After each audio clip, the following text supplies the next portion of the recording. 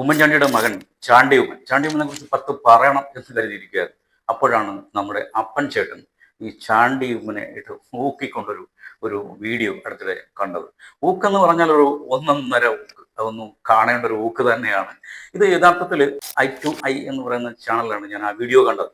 വളരെ ഇൻട്രസ്റ്റിംഗ് ആയിട്ട് തോന്നിയത് കൊണ്ടാണ് ഞാനത് അത് എൻ്റെ പ്രേക്ഷകർ കൂടി കേൾപ്പിക്കാമെന്ന് ഞാൻ കരുതിയത്. അതുകൊണ്ട് അത് ഒന്ന് കുറച്ച് കോപ്പി എടുത്ത് ഞാൻ ആ ഒരു വീഡിയോ നിങ്ങളെ കാണിക്കുക. അതൊന്നും കേൾക്കേണ്ട വീഡിയോ തന്നെയാണ്. അത് കേട്ടില്ലെങ്കിൽ വലിയ നഷ്ടമായി പോകും. ഇതൊരു ടെലിഫോൺ സംഭാഷണമാണ്. നമുക്ക് അദ്ദേഹത്തിൻ്റെ ആ സ്ലാങ്ങിൽ തന്നെ, നമ്മുടെ അപ്പച്ചൻ ചേട്ടൻ്റെ ആ സ്ലാങ്ങിൽ തന്നെ നമുക്കത് കേൾക്കാം. എങ്കിലേ അതിനൊരു കേൾക്കാനൊരു ഗുമ്മുള്ളൂ. അപ്പോൾ ശരി, എല്ലാവർക്കും ക്രിസ്മസ് പുതുവത്സര ആശംസകൾ. നമുക്ക് നേരെ വീഡിയോയിലോട്ട് പോകാം. മൊമെന്റ്സിന്റെ വീഡിയോയിലേക്ക് സ്വാഗതം. ഞാനായിരുന്നു ചാണ്ടിയമ്മനെ കുറിച്ച് ഇത് പറഞ്ഞപ്പോ ഞാനൊരു പോയിന്റ് പറഞ്ഞു തരാൻ വേണ്ടി വിളിച്ചതാ. നമ്മളെ ഈ ഓശാന ഞായറാഴ്ചയെ യേശുക്രിസ്തുവിനെ എല്ലാവരും ഓശാനമായപ്പോ യേശുക്രിസ്തു യാത്ര ചെയ്ത ഒരു കഴുതേടെ പറഞ്ഞത്. ഇപ്പൊ ഈ ചാണ്ടിയമ്മൻ തന്നെ എങ്ങനെയാണെന്ന് ചോദിച്ചാൽ ആ കഴുതേടെ കഴുത എന്താ എന്നറിയാമോ? ഈ യേശുക്രിസ്തു യേശുക്രിസ്തുവിനെയാണ് ഓശാന പാടിയിരുന്നോ യേശുക്രിസ്തുവിന് വേണ്ടിയിട്ടാണ് ആരോ വിളിച്ചപ്പോ കഴുതയ്ക്ക് അറിയത്തില്ല. കഴുതയുടെ വിചാരം കഴുതേനെ ആരാധിച്ച ആളാണ്. അപ്പൊ എന്തായെന്ന് പറയാം, പിറ്റേ ദിവസം യേശുക്രിസ്തു ഇത് പുള്ളി ഇറങ്ങിപ്പോയില്ലേ, പിറ്റേ ദിവസം കഴുത ടൗണിൽ ഇറങ്ങിയിട്ട് വിലസാൻ തുടങ്ങി. കഴുതയുടെ വിചാരം ഇരിക്കുന്നത് കഴുതേനെയാണ് ഈ ആൾക്കാർ ഈ ആരാധിച്ചതും ഇതെല്ലാം കാണിച്ചെന്ന് വിചാരിച്ച് പിറ്റേ ദിവസം ടൗണിൽ ഇറങ്ങി കഴുതയൊക്കെ വിലസാൻ തുടങ്ങി. അപ്പൊ ആരും ഗവനിക്കാതെ വന്നു കഴിഞ്ഞപ്പോ ഇവനെന്താന്ന് ചോദിച്ചാൽ എല്ലാവരും ആക്രമിക്കാൻ തുടങ്ങി. നാട്ടുകാരെ അടിക്ക് ശരിയാക്കി അവരെ എന്ന് പറഞ്ഞോളാണ് ചാണ്ടിയമ്മന്റെ സ്വഭാവം. എങ്ങനെ ഉമ്മൻചാണ്ടിയുടെ ഇതിലാ ഇവര് ചെയ്തെന്നുള്ള അവൻ അറിയത്തില്ല. ആ കഴുതയുടെ സ്വഭാവമായിരുന്നു. യേശുക്രിസ്തു കയറിയ കഴുതയ്ക്ക് ഇവൻ ചെയ്യേണ്ട അറിയാം. കഴുത പിറ്റേ ദിവസം അഹങ്കരിക്കും. ഇവന്റെ വിചാരം ഇരിക്കുന്നത് ഇവന്റെ ഏതോ കഴിവുകൊണ്ടാണ് ഇവൻ ഇവിടെ ജയിച്ചെന്നുള്ളതും ഇവന്റെ ഏതോ കഴിവുകൊണ്ടാണ്. ഇവനെന്നാ കാര്യം ഒരു മൈലുമില്ല. ഇവനും കണക്കാ, മറ്റേ ഏക്കാനിന്റെ മകനും കണക്കാ, രണ്ടെണ്ണം കണക്കാ. ഈ ഉമ്മൻചാണ്ടി എന്തുകൊണ്ടാണ് ഇവനെ രാഷ്ട്രീയത്തിൽ കൊണ്ടുവരാൻ? ഇവനെ ഒന്നിനും കൊള്ളുകാരെന്ന് അറിയാവുന്നതുകൊണ്ട് തന്നെയാ. കൊള്ളുകാരെന്ന് അറിയാം, അതുകൊണ്ട് തന്നെയാ. ഇപ്പൊ തന്നെ പറഞ്ഞു കഴിഞ്ഞാൽ കോൺഗ്രസിന് ഒരുപാട് നിലവാരവും ഉള്ള സമയത്ത് ഇവൻ ഈ കൊണ്ട് വല്ല ആവശ്യമുണ്ടോ? എന്നാ അറിയോ, ചെന്നിത്തലയാണ്. അപ്പൊ ചെന്നിത്തലയ്ക്ക് ഒരു ഇവിടെ കേരളത്തിൽ യാതൊരു ഇതുമില്ല. ഗുജറാത്തിൽ പോയിട്ട് അവിടെ പരാജയപ്പെട്ടു പോയില്ലേ. അപ്പൊ അത് കഴിഞ്ഞപ്പോ ഇവൻ എങ്ങനെയും എന്നാന്ന് പറഞ്ഞാൽ എവിടെയെങ്കിലും പിടിച്ചൊരു കളിയൊക്കെ കളിച്ചിട്ടേ വലിയ ഇതാക്കണമെന്ന് വിചാരിച്ചിട്ടാ. ഇവന് മുരളി തന്റെ നേതാവോട്ടെ എന്നാ പറഞ്ഞാല് എനിക്ക് മുരളിയെ ഇഷ്ടമാണ്. കർണാടകം വളർത്തി കൊണ്ടുവന്നില്ല കർണാടക കാറ്റ് വാരിയല്ലോ ഇവന് ഇവനെ കൊണ്ട് കളിപ്പിക്കുന്ന മുഴുവൻ ഈ പൊട്ടണം എന്നാന്ന് കഴിഞ്ഞാൽ മര്യാദയ്ക്കാവുള്ളത്. നാട്ടിലെ പ്രാവശ്യം ഇവന് ഇവിടെ സീറ്റ് കിട്ടുക. സീറ്റ് കിട്ടിയാൽ തന്നെ ഇവൻ ജയിക്കത്തില്ല. ഇവനൊരു ഭാവിയില്ല.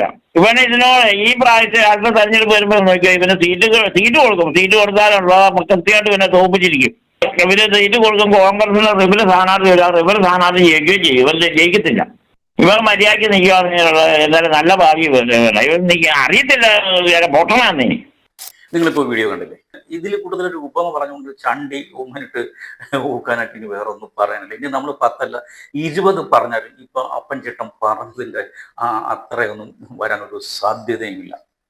ഇത് നമുക്കറിയാമല്ലോ, നമ്മുടെ ജെറുസലേമിലേക്ക് യേശുവിൻ്റെ ഒരു വരവേൽപ്പാണ് ഈ സംഭവം. യേശു ജെറുസലേമിട്ട് പ്രവേശിക്കുമ്പോൾ അവിടത്തുള്ള ജനങ്ങളെല്ലാം വളരെ ആർപ്പുവിളിയോടുകൂടി ആരവത്തോടുകൂടി ഓശാന പാടിക്കൊണ്ട്, അത് കയ്യിലൊക്കെ കുരുത്തോലയൊക്കെ പിടിച്ച് ഓശാന പാടിക്കൊണ്ട് യേശുവിനെ വരവേൽക്കുന്ന ഒരു രംഗമാണ്. അത് യേശു വരുന്ന വഴിയിലൊക്കെ തന്നെ വെള്ള പട്ട് വിരിച്ചാണ് യേശുവിനെ ആനയിക്കുന്നത്. യേശു വരുമ്പോൾ ഒരു കഴുതപ്പുറത്തിരുന്നാണ് വരുന്നത്. അപ്പൊ ഈ ആരവവും ആർപ്പുവിളിയൊക്കെ കണ്ടപ്പോൾ കഴുത വിചാരിച്ച് ഇത് ഞമ്മക്കാണല്ലോ, കൊള്ളാലോ.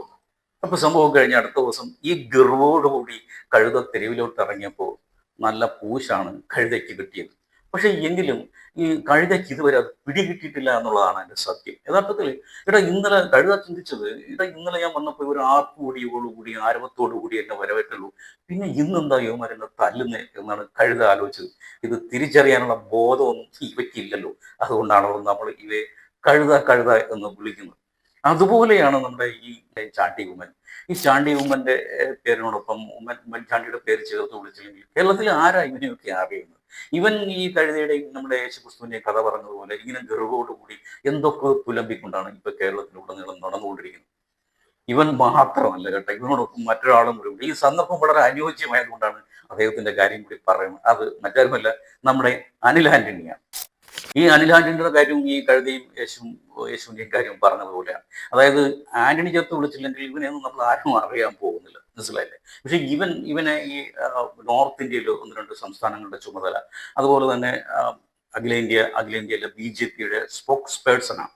അപ്പോൾ ഇങ്ങനെയുള്ള ചില പദവികളൊക്കെ നരേന്ദ്രമോദി കൊടുത്തപ്പോൾ പുള്ളി വിചാരിച്ചു പുള്ളി എന്തോ തേങ്ങയാണ്. പക്ഷേ നരേന്ദ്രമോദിയുടെയും അമിത്ഷായുടെയും രാഷ്ട്രീയമൊക്കെ വേറെയാണ്.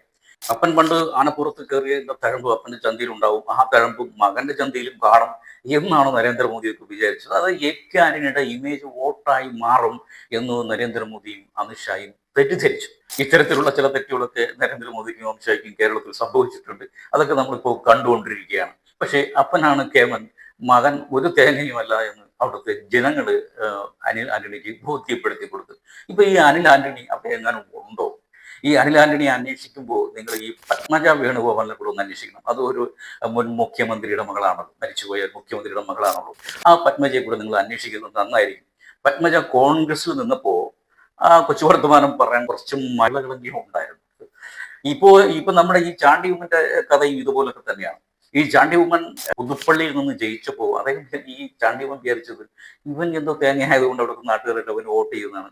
അങ്ങനെയൊന്നും അല്ല. യഥാർത്ഥത്തിൽ ഉമ്മൻചാണ്ടി ഉണ്ടാക്കി വെച്ച ആ ഇമേജിൽ, അദ്ദേഹം ഉണ്ടാക്കി വെച്ചൊരു പേര്, അദ്ദേഹത്തോടുള്ള സ്നേഹം കൊണ്ട്, ആദരവ് കൊണ്ട്, ബഹുമാനം കൊണ്ടൊക്കെയാണ് ഈ വോട്ട് ഉമ്മൻചാണ്ടിയുടെ മകന് ജയിപ്പിച്ചു. ഇതുപോലും തിരിച്ചറിയാനുള്ള ബോധമില്ലാതെയാണ് ഇപ്പൊ ഈ ചാണ്ടി ഉമ്മൻ നടന്നുകൊണ്ടിരിക്കുന്നത്.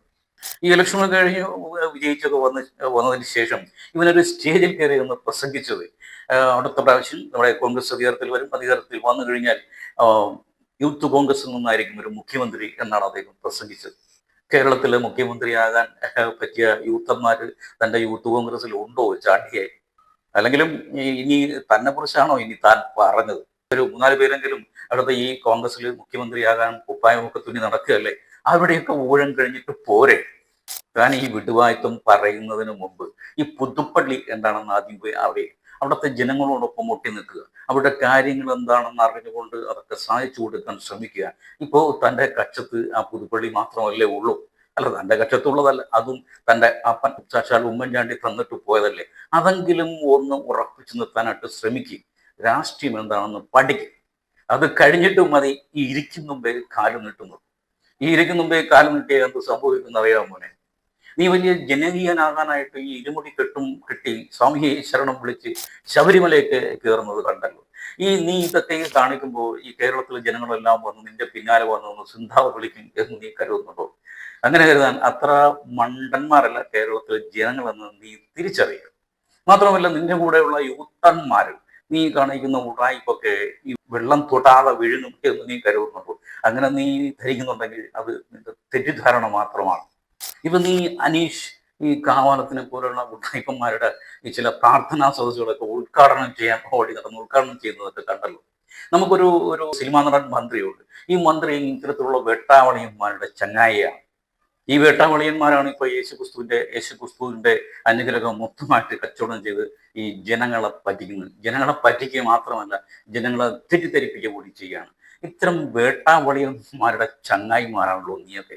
നിനക്കൊക്കെ ഇവന്റെയൊക്കെ ഈ പ്രാർത്ഥനാ സദസ്സിലൊക്കെ പോയി ഉദ്ഘാടനം ചെയ്ത് നടക്കണമെന്ന് നാണം തോന്നില്ല എന്നാണ് എനിക്ക് ചോദിക്കാനുള്ളത്. ഈ വിവരവും ഈ വിദ്യാഭ്യാസവും ഉണ്ടെന്ന് പറഞ്ഞിട്ട് കാര്യമുണ്ടോ? ഇതൊക്കെ തിരിച്ചറിയാനുള്ള ബോധ്യം വേണ്ടേ? പിന്നെ കൊഞ്ചു ചാടിയ ചട്ടിയോളം എന്നൊരു പഴമൊഴിയുണ്ട്. അതായത് കൊഞ്ചെന്ന് പറഞ്ഞാൽ വലിയ ചാട്ടക്കാരനാണ്. പക്ഷെ ആളുകൾ ഇതിനെ വലയിലാക്കും, എങ്ങനെയും പിടിച്ചു വലയിലാക്കും. എന്നിട്ട് എന്ത് ചെയ്യും? കൊണ്ടുപോയി വറുത്ത് പൊരിച്ച് തിന്നു കഴിഞ്ഞാൽ പിന്നെ എന്താണ്? അകത്ത് ചെന്ന് കഴിഞ്ഞാൽ പിന്നെ ഇത് കക്കൂസ് മാലിന്യമാണ്. അങ്ങനെ കക്കൂസ് മാലിന്യമാകാൻ നീ ശ്രമിക്കരുത്. അങ്ങനെ ആയാൽ നീ സാക്ഷാൽ നിന്റെ അപ്പൻ ഉമ്മൻചാണ്ടി അദ്ദേഹത്തിന്റെ ആത്മാവ് പോലും നിന്നോട് പൊറുക്കില്ല. ഒരുപക്ഷെ അദ്ദേഹത്തിന്റെ ആത്മാവ് നിന്നോട് പൊറുക്കുന്നിരിക്കും. പക്ഷേ അദ്ദേഹത്തെ സ്നേഹിക്കുന്ന, അദ്ദേഹത്തെ ആരാധിക്കുന്ന ഒത്തിരി ജനങ്ങൾ കേരളത്തിലുണ്ട്. അവർ നിന്നോട് പൊറുത്തെന്ന് വരില്ല. പിന്നെ അവസാനം ഇപ്പോൾ അനിൽ ആന്റണി എവിടെ, പത്മജ വേണുഗോപാൽ എവിടെ എന്നതുപോലെ ഇനി ചാണ്ടി ഉമ്മൻ എവിടെ എന്ന് മഷിയിട്ട് നോക്കേണ്ടി വരും നീ പോക്ക് പോയാൽ. മറ്റൊരു വീഡിയോയുമായി വീണ്ടും കാണാം. Good bye.